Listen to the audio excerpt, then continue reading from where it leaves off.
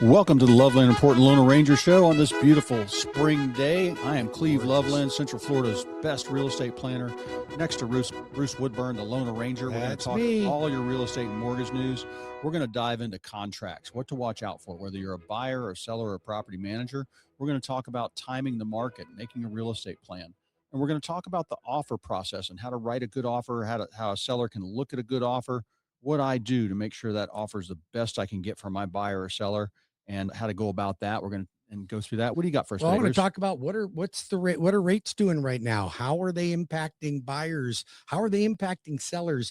And I want to give you some tips on what to do when you're out to negotiating a piece of property as a first-time home buyer or a move-up buyer. I also want to talk a little bit about our bridge loans, because I'm finding a lot of folks are really interested in finding that house before they sell their current home.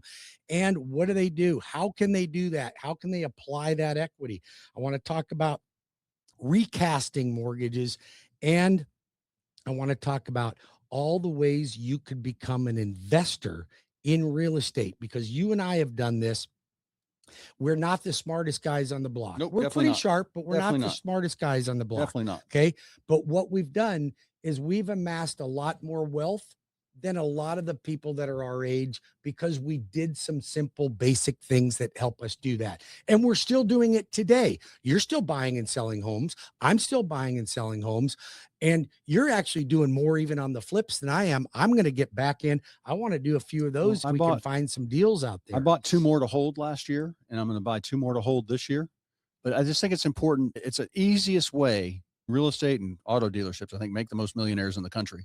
And it's one of the easiest ways. You got to have somewhere to live. Just don't sell that old house when you move. I want to dive into that. And it's just a simple way if you do it right and you got the right people. I just had somebody, great young couple, both of them with great incomes. And she bought a condo before they were together 4 years ago. And unfortunately, the condo dues have tripled.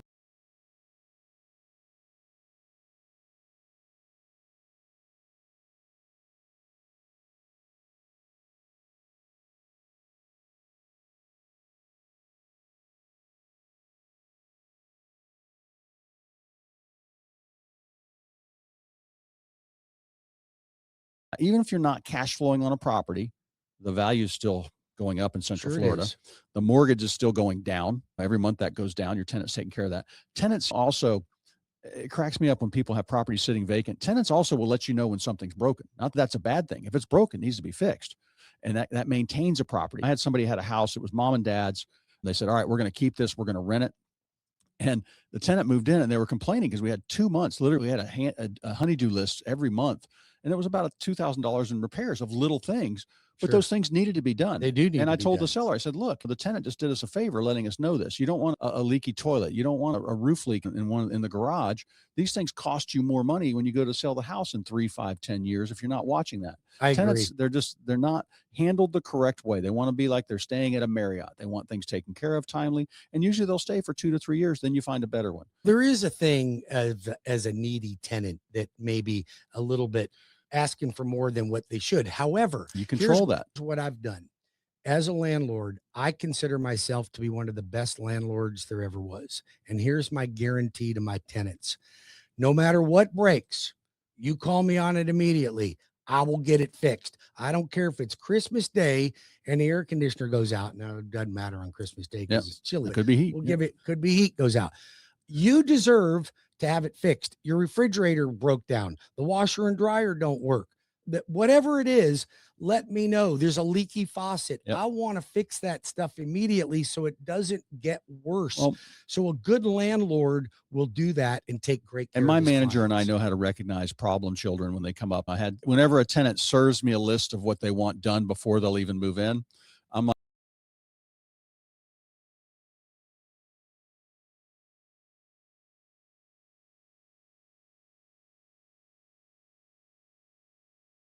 confused. This is not what we're going to do for you. And so we move, and that's part of the process because you're not buying the home. You're just renting it. You give in on something like that. Imagine what a nightmare they are once they're in. Yes. And as professional managers, I probably managed almost 1,000 properties, Bruce, over the years, and help people make money on them and preserve those properties so they sell for top dollar. I tell my landlords, we want to keep this. So At any moment when that lease is up, you can say, go sell it. And we want to keep it in good shape. You don't want to let deferred maintenance pile up. No. I'll call them. We'll plan the new flooring to go in before we send the tenant the letter about, hey, by the way, your lease is going up $100. And that's just a strategy I use. And usually I'll get the tenant to stay if their life is permitting. And I haven't had to lower rents over the past 3 years with Sleepy Joe's hangover, the hangover we had from his economy. Haven't had to lower rents, but I kept them the same for a while. I'm raising them again now.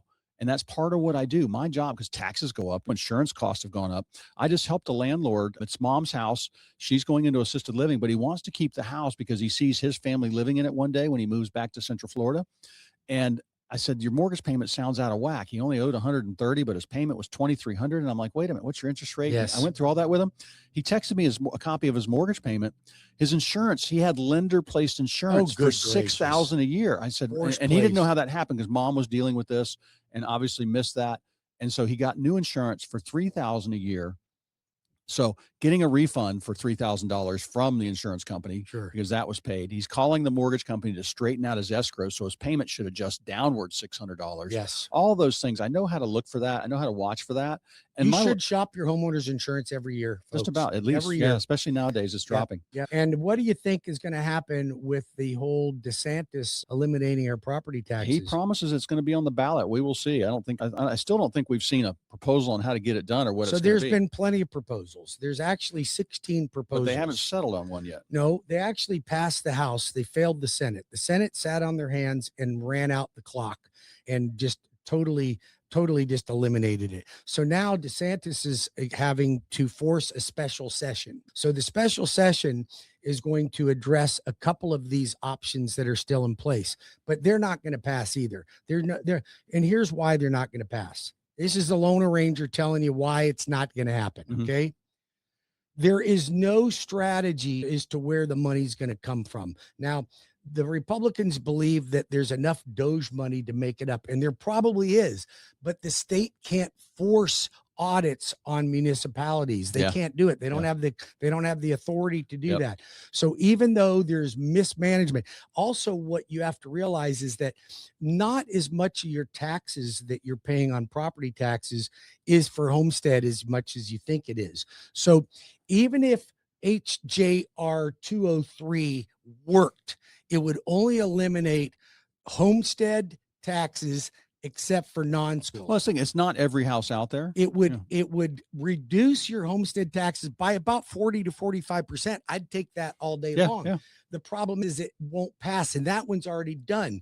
Then they got the other one that you increase sales tax by 3%. So we go to 9% sales tax. And then no one pays any property taxes, but you pay a 5% exit fee when you sell your home. That ain't going to work either. Yeah. There's no way that's going to work. So none of these bills I think there's enough fat. And it's the old Herman Cain plan of 999. Remember that? Yes. The flat tax, 9% income tax, 9% corporate tax, and 9% sales tax. I think Ross Perot started it. That. Where they raise our sales tax, raise our resort tax, our tourist tax a little bit here and there. They'll figure the numbers out. It's there. It's just math. Now this waste out there. They have to be able to give the voters some level of confidence that this would work. Whatever's on the ballot, I'm sure will. But I'm going to tell you, it's coming in November, and the deal's done. It ended on March 13th. It's done. So whatever is in there, the only way they're going to get it back on the ballot is to do a special session, and that is going to happen. But then Byron Donalds will pick it up. Here's that could be the case. There's a couple of them that would pick it up, and I think that at some point, just like the weed thing didn't pass, right? It didn't pass because there wasn't enough behind it, and it should have passed. I think that homestead should at least be eliminated. Homestead taxes should be eliminated. I don't know if we need to eliminate all taxes for all properties, but I think that if you tried to do that, you better have a clear explanation as to why. And I am not going to pay a 5% exit fee. It would kill flippers. Yeah. It would kill builders. How's a builder going to add 5% every time they got to sell a house? Yeah. That's not going to work either. All right. I want to talk about contracts real quick in this. Let's give out our numbers. We haven't given them out. 407-352-8118 for Cleve Loveland, the voice of real estate in Central Florida, or cleveloveland.com. Yeah. Or Bruce Woodburn, the Lone Ranger, cross country mortgage, 36 years doing mortgages for folks just like you, your family, your friends, your employees. Call me now at 407-250-9144 or go to WeBring.com. You know, Cleve, I have a program called the Employee Benefit Program where I go out to corporations and I help the company help their employees become homeowners. So why do you think a company would want to help their employees become homeowners? They stay in their house longer. They stay on the job longer. Their kids are more likely to go to college. There's less domestic violence. So all those things. You should be teaching my class. That's insane. How do you know this? Is it only because you and I have been connected Doing at this the together hips for 5 years. So Yeah. he is so correct. Do you know that if you're an employer, your employee will stay with you on the job, according to the Department of Labor and Statistics, 4 times longer if they're a homeowner? So I've got a friend, his name Mark. He ran Pro Health, which is a big pharmaceutical company. Now he runs Olympia Pharmaceuticals. He's brought me into his company. I closed 2 transactions for his employees last month alone. Listen, this program works. If you're a business owner, get me in front of your employees. I'll help you reduce recruiting cost, reduce attrition. You last thing you want to do is hire somebody and then have them leave because they're getting recruited by your competition. I will help you keep these people longer. 407-250-9144. All right. Contracts, Bruce. I want to talk about contracts you do, whether you're a landlord or a buyer doing a buyer broker agreement, you got a property management contract, or you're a seller with a listing contract. I help probably 2 or 3 people a month, Bruce. They call me unhappy with the service they're getting from a part-time realtor. They can't get in touch with them, whatever it might be. The home's been on the market for 3 months. They can't get their realtor on the phone. When you do the contract, just make sure any realtor worth their salt is going to say, all right, like me, I don't charge a cancellation fee. I don't charge for the sign I put up. I don't charge for the hundreds of dollars I spend on photos or the marketing. I don't charge for that. And that's the main commitment you want. You want $0 if you're not happy with me. And I haven't had anybody ever fire me, Bruce, for being an idiot. I've had people change circumstances. I had people say, we're going to pump the brakes, whatever it might be.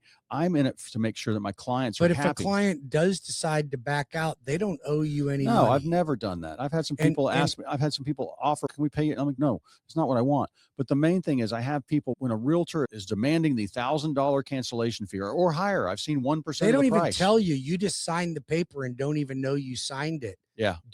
I go over my contracts and show everybody where the cancellation is. And it's hidden in some of the mice print in some of these big brokerages. So be careful on that. And I've got a couple people working with a buyer agent, and they had to wait till they couldn't get a hold of their realtor. They kept telling the realtor, here's my pre-approval for 500. The realtor kept showing them $600,000 homes. They're like, what are you doing?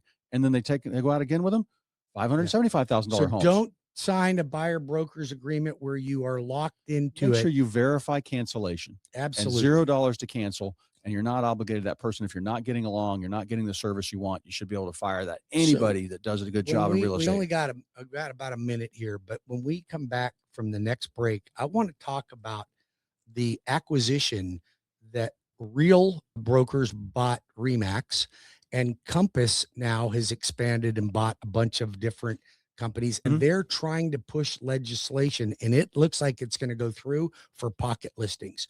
So I want to talk. It's been there in some form or another. Yeah. But you believe in the MLS. I believe in the MLS. It's been the best system of any country on helping market properties. And yet I think it puts a seller at a disadvantage. So when we come back, I want to talk a little bit about pocket listings and your broker not putting you in MLS and how that can affect you. Cleve, what's your phone number? 407-352-8118 or cleveloveland.com. Yep. Or call the Loan Arranger now at 407-250-9144. That's 407-250-9144, or go to WeBringYouHome.com and get your application started right there. I've got every loan program you could need, and I will literally shop your mortgage in front of you with my competition and show you why I win. And I win for you. We'll be back in 5.